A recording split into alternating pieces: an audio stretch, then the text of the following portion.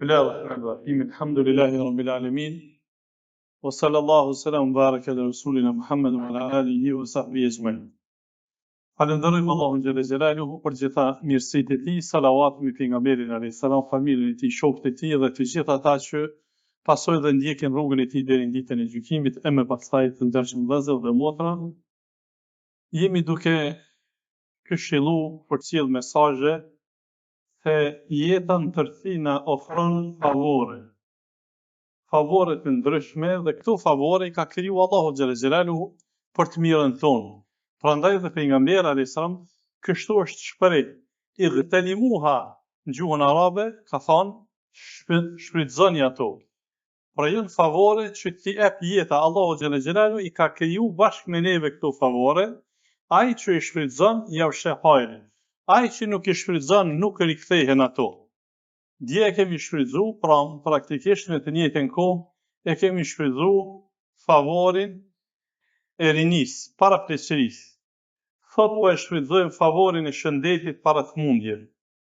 Pra këto janë favore të cilat na afrohen gjatë jetës. Me që të rralla janë e kundërta, që njeriu të lind i sëmuar dhe të jeton i tillë janë raste të rralla. Prandaj nuk mirën parasysh në përditshmëri. Në përditshmëri mirën që natyrshëm njerëzit janë të shëndosh. Prandaj shfrytëzohet shëndeti para sëmundjes. Ky është një favor shumë i rëndësishëm të ndershëm vëllezër. Dhe për me kuptu dhe me akceptu praktikisht vlerën dhe rëndësinë e shëndetit, kemi nevojë ata që janë të shëndosh, mosha e rinisë e kështu me radhë, përveç sevapit që e bëjmë, shpërblimit që kemi te Zoti, me shku me vizitu enkas dikon në spital, ja vlen me gjetë kohë me vizitu të smuarin. Kur të shpesh në spital, e vren vlerën e shëndetit që e ki. Sepse rutina e jetës, dinamizmi i jetës bën që njerëzit harrojnë për shëndetin. Edhe mendojnë që sikur kemi bën një kontratë me Zotin që na nuk do të smuremi asnjëherë.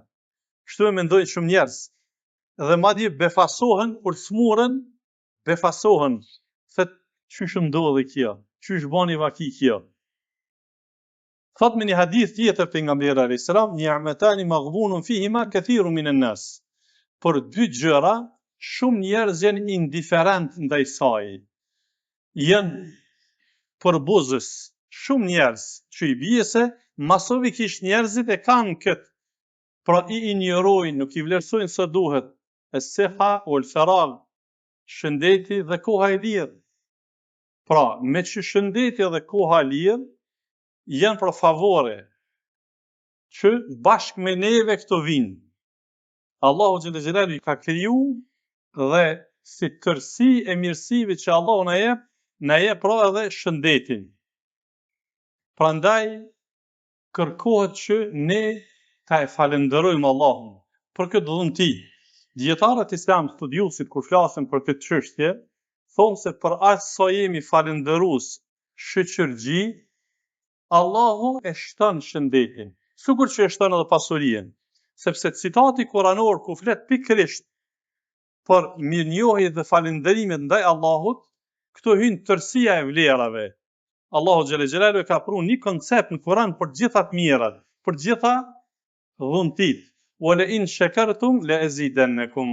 Nëse jeni falënderues, mirënjohës për të mirat që ja kum dhënë, të hyn të gjitha të mirat. Pasuria, martesa, fëmijët, shkollimi, punësimi, vendbanimi, vetura, krejt shëndeti, krejt shakim. Allah po, nëse jeni falënderues, kam ja vështu pa mos çato. Wala in kafartum inna adhabi lashadid. E nëse jeni përbuzës, nëse jeni mohues, i bie jo falënderues. Dini që delimi im është i dhimbshëm. Dietarët islam kur i ndërlidhin këto gjëra, kështu i ndërlidhin se në momentin që të mirret një favor, që Allahu ta ka dhënë bashkë me ty, për bashkë me jetën vin këto, kime ndi dhimbje. Në momentin që të mungon, kime ndi dhimbje. Për atë arsye Allahu po, nëse jeni përbuzës, Nuk jeni falenderus, kemi shiu dhimbje, e përjeton e vund mungesën e qasojt mire. Prandaj të ndershëm vëllezër, pra, shëndeti është një favor, është një mirësi që nuk është përjetësisht, e kundërta e atyre që thash.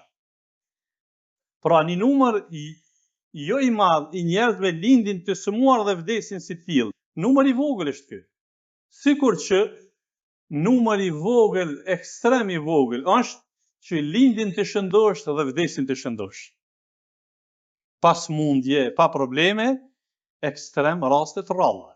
Që i bie se, përkohësisht, për një kohë e kanë shëndetin, pastaj privohen nga shëndeti. Dikush privohet nga mendja, nga syri, nga koma, nga dora, nga zemra, nga veshi. Sepse Allahu xhelel xhelali çfarë po thot në Kur'an? Qad ja'ala Allahu li kulli shay'in qadra. Allahu në kapitullin e divorcit thot, Allahu çdo gjëje ja ka caktuar masën. Pra, ani pse fjala këtu përdoret fjala qadar, që vjen caktim, pra me mas. Kim kohë? Po kohë. Mirë. Çdo gjë e kem me mas. Pra që i bie se me mas ki me fa. Me mas. Atëherë këshyr mirë. Këshyr ato që duhet. Thjesht, unë kështu ku mujt me kuptu argumentet kësaj. Sikurse poçet elektrike, llambat që i blejmë, ato janë kodune tani në këtë kohën bashkëkohore, të kodune 2.000 orë, 10.000 orë, 20.000 orë. Që ato që është i shfrytëzoj shiki? Që është o syni? Që është o syni? E shfrytëzova për të mirë, e ke rujt. E ke shpërdore, e dëmton. Pikërisht që është o thët shkenca. Sidomos këtu tani për shfrytëzoj rastin, gjithmonë po apelojmë te rinia edhe te moshunit vogël. Mos me tepru në rrjete sociale. Mos e tepro në telefon. Mos e tepro. Se përveç dëmeve që shkaktojnë mendje, në dëmtimin e qelizave, shumë gjëra në memorje, është dëmtimi edhe i syrit. Rruje syrin, rruje veshin, rruje kamën, rruje dorën, rruje zemrën. Zemra pastaj është në mënyrë ekskluzive do të më fol për te. Pra, me një fjalë, kjo është një prej favoreve që na afrohet gjatë jetës. Porosia pejgamberit alayhis salam është shfrytëzone. Çfarë sa e shfrytëzojmë këtë favor do ta kemi. Nesër inshallah shoqërohemi me një favor tjetër deri në takimin e radhës. Walhamdulillahi rabbil alamin.